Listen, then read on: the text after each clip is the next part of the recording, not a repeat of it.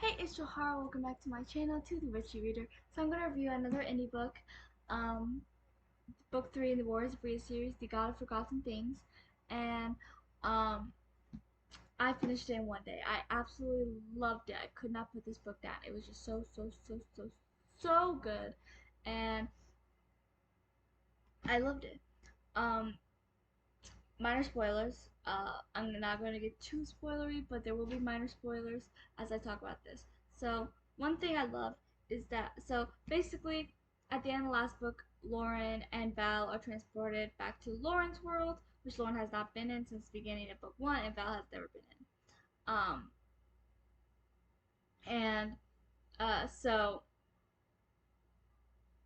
that I love how it kind of parallels to book one in the sense that um, in book one, a lot of it, there was a lot of Val showing Lauren his world, her learning um, his customs, his language, his world, everything about it. And this book is the opposite. Lauren is showing Val her world, um, her language, and it was so fun to see. Like, I know one scene that stuck out to me in book one that I absolutely loved. I probably talked about it in the review for book one. Um, is how the scene when Lauren was trying to convince Fadden that she's from this other world, and she shows him her phone, and his reactions to her phone are hilarious.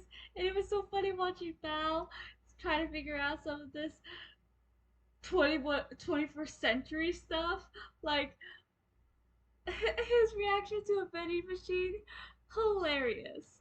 And computers for the first time, a TV for the first time, like a stereo, a car. It was just hilarious watching his reaction to these things that he has no idea about. And I just loved it. Like, his reactions always had me laughing. Um, but basically, in the book, Lauren and Val have to try to find a way back to Bria. After a while, I'm not sure exactly how long they were in Earth. I mean, technically, they're still in Earth. They're not in Bria anymore. Um, but they also said goodbye to their Earth friends. It's kind of a complicated thing, but and I love spring songs. Um, but I loved how I totally forgot what I was saying. But I guess I tracked easily. um, but so there's several point of views. There's also new point of views in this. In last book we started getting Valora's point of view chapters, and that continued in this one. And we also started getting Baden. We actually got like one point of view, if I remember correctly, from his at near the end, one section that was from his point of view, and then this book had a lot of his point of view. And there's still Lauren and Val's point of view as well, and there's also a new person. I forgot their name already because they were new. But yeah, I loved how close Lauren and Val got. Like, there was even an almost kiss scene, um, when they had kind of, what's the wording, like, um, all hope was lost. They had kind of accepted that they may be stuck on Earth forever, and I love that conversation between them, like how they may never be able to get back to Bria because their last chance might their only lead didn't turn out how they had hoped, and but then they got interrupted by someone who may have had answers to returning them to Bria, so the kiss never happened. But I was loving it. Lauren and Val's chapters are always my favorite, but of course I enjoy the other chapters as well. I like finally getting Baden's point of view as well. I like him. He's probably my third favorite character after Lauren and Val. Um, and the characters that were introduced in book two continue in this book. They're with Baden, so they are only seen in his point of view chapters. And he started getting close to Lee. What's her name? The name's in here. I don't remember her name. It's like Lee something. Um, Lee Ree Ann. I'm probably saying this wrong, but and I kind of sense something coming from BT2, but they're also very hard-headed and stubborn, so I don't see them admitting it anytime soon. But who knows? Anything's possible. But anyways, yeah. So, and I mean, it, what else did I love? So I mentioned I love Lauren and Val getting closer, and the point of view chapters, and the parallels to book one. I also love how like so each sibling kind of as it actually says this in the description back here somewhere. The Dolan family has shattered. Each sibling faced their own trials. And so they're all alone and isolated. I mean, Vaden had his companions, but he is secluded from them for a little while. I mean, technically he did that himself, and then he got captured, and then they ended up having to follow him and rescue him, and then they all kind of got captured. It's this whole thing. But then they got free again, thankfully. But it's this whole thing. So he for a little while he was isolated and captured and kind of and made prisoner and kind of became a slave temporarily as well. So yeah, like I said, it's this whole thing.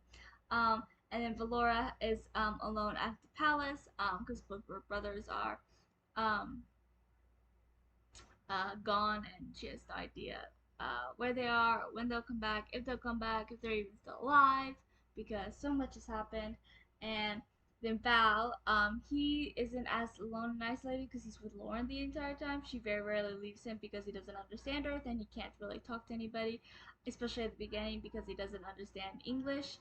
Um, Later on, he starts understanding it a bit more and being able to communicate with them. Because they had to teach him English. Um, but so he did have Lauren most of the time. I mean, Baden was prisoner at one point, and Valora, I guess, have people in the palace. But um, if I've seen watched a lot to do with royalty and stuff, so there's usually a storyline where the royalty, despite being surrounded by people, always feel so alone. Um, but yeah, so um, and I liked finally getting to see Jacob because we saw him at the very beginning of book one, but um, we didn't really get an attachment to him. Like he's only on a few chapters, and then Lauren disappears. And even though he mentions him quite often because they were dating and she did love him, but now she's falling for Val, so she's kind of fallen out of love for him, but she still cares about him. Um, but so we haven't really gotten much of Jacob, and I like that we got to really see him. And one thing I absolutely love. Oh, by the way, Lauren has a trial near the end as well. I was talking about trials. I might as well mention that. But one thing I absolutely love is that the first two books, Lauren will always wanted to figure out how to go to Earth. First one, especially because second book, even though she still longed to go back to her world, she didn't think she could, so she kind of lost the hope until obviously she was transported there with Val. But now she wants to go back to Bria, but mostly because she has to save her friends and her family. Her father lives there, and he's the only family she really has now, and she has all these friends, and that's where her life is now, and she can't let Asterin destroy this world and destroy these people, even if she can do something to stop it. So that's where her thought process is. And of course, things with Jacob aren't exactly smooth sailing because he thought she was dead, and um, then he doesn't know how to be back in her life and how to help her leave again when he just got her back. And he does help in the end, realizing that their paths are going in separate directions and that they may not be destined to be as they once believed. But I just loved how, because I feel like Lauren had to go back to Earth at least once to realize that that's not where she wanted to be anymore, because she longed to go there for so long while being in Bria that she pictured it being how it was before she left. But so much has changed. She had changed, which Jacob kept saying. And I think that it was important for Lauren to go back to Earth to realize that that's not what she needed nor what she wanted anymore. That she did not fit in Earth like she did beforehand, and that she belonged in Bria with the magic and everything with Val. And I feel like she would have kept longing for this dream idea of how her life could still be on Earth if So I feel like she had to go there to see it for herself, to see that, yeah, I wanted this, I wanted to be back here, but now it doesn't feel right. And I love how Bao, part of him, I mean, obviously is very responsible and all about duty, so he felt like he had to go back to Bria to save his people, and then he was obviously worried about his family, and then he's technically engaged and supposed to be married, and he has all these kingly duties. But part of him, who the part that never wanted to be king or wanted these duties, wanted to stay on Earth to be there with Lauren and be able to be free with his feelings for Lauren. But obviously, he can't, and especially since they find a way back to Bria. Um, and yeah, so I just loved that because I do feel like it was important for Lauren to return to Earth because I feel like she would have kept having that longing feeling for Earth if she hadn't gone back and realized, hey, I don't fit here anymore. I belong in Brienne now. I'm a Brienne. So yeah. Um but yeah. So I absolutely love this book. I loved everything about it. Obviously, I read it one day. I had to have loved it some far. But yeah, so I definitely highly recommend this book and the entire series. Definitely read books 1 and 2 first, obviously, or you will be confused as heck. I don't have book 1 with me. It's with all my other books. But I have book 2 over here since I just finished it the other day. Um, but yeah, I definitely highly recommend reading this series. It's so good. So please like and subscribe and comment if you have heard of it, if you want to read it. I definitely highly recommend checking it out. And I will talk to you guys next time.